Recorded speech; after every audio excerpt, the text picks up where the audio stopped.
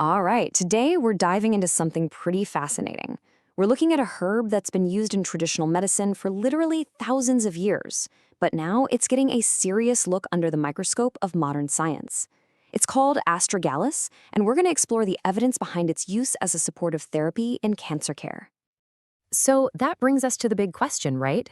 Could a remedy from ancient times actually make a real, measurable difference when used with today's most advanced cancer treatments?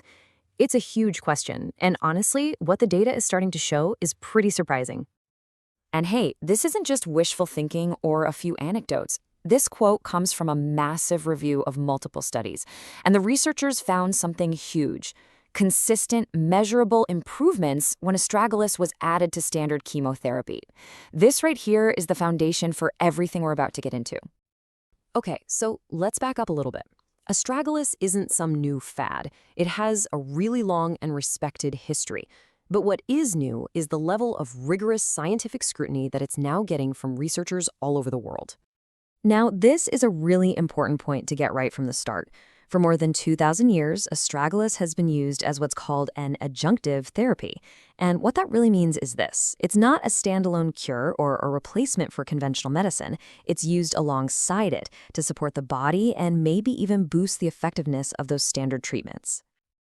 Okay, enough history. Let's get to the good stuff, the actual data. We're moving past the historical use and looking at what modern clinical trials are telling us about how patients are actually doing. So let's start with a really compelling study out of Turkey. Researchers were looking at a group of patients with advanced non-small cell lung cancer, all of whom were getting standard treatments like chemotherapy.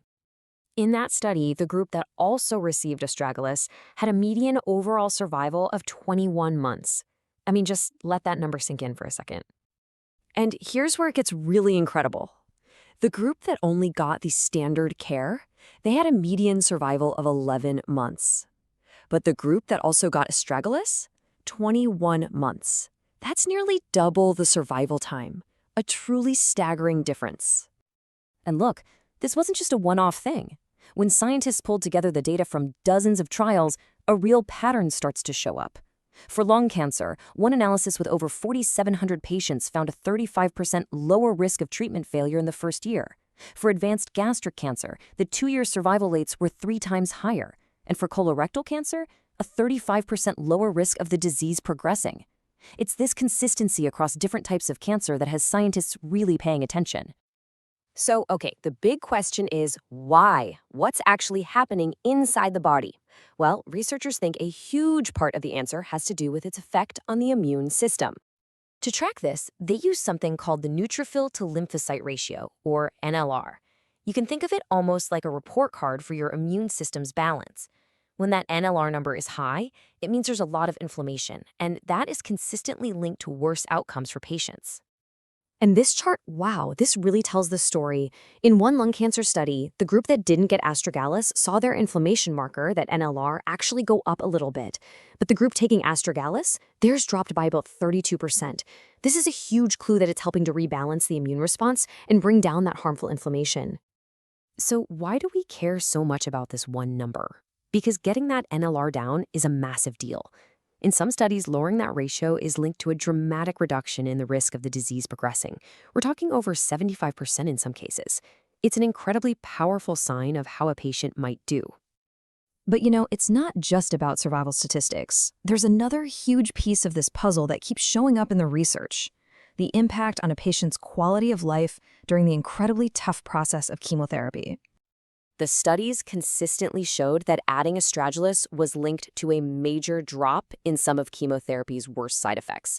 I mean, we're talking about things like neutropenia, which is a dangerous drop in white blood cells, but also anemia, severe nausea, that crushing fatigue, and even nerve damage. And this quote, this really hits home, doesn't it? PG2 here is just a specific extract from astragalus. When you reduce those side effects, it's not just a number on a chart. It means patients can keep up with their daily lives, maybe even keep working, and spend more quality time with their loved ones. It literally translates to more good days. All right, so let's bring this all together. What do you really need to know after hearing all of this?